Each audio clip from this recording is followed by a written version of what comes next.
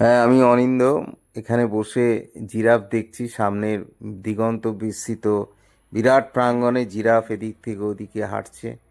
খুব ক্লান্তি ছিল সারাদিন ধরে ভিডিও করার পরে। ক্লান্তিটা খুব বেশি ছিল, খাওয়ার সুযোগ হয়নি।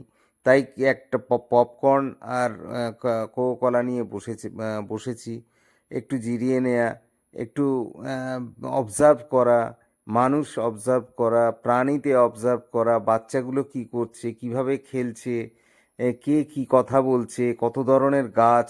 অনেক কিছু দেখার আছে, অনেক কিছু শেখার আছে।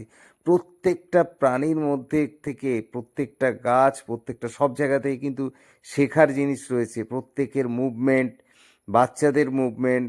আমি বেশ ভাল লাগছে, ভীষণ ভাল লাগছে। তার কারণ এখন একটু বেশ ক্লান্তিটা দূর হয়েছে।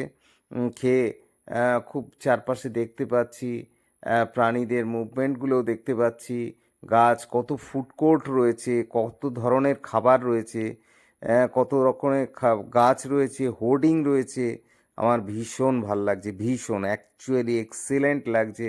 সত্যি এখানে আসলে অনেকটাই কিন্তু ক্লান্তি দূর হয়ে যায়, মাইন্ড রিফ্রেশ হয়।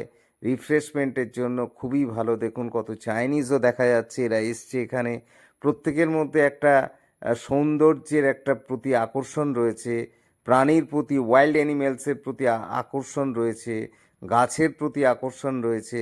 এবং সর্বোপরি এই যে শীতকালের যে রোদটা অপূর্ব, এখানে এসে এই যে বিভিন্ন একটা মিলন ক্ষেত্র, এটা সত্যি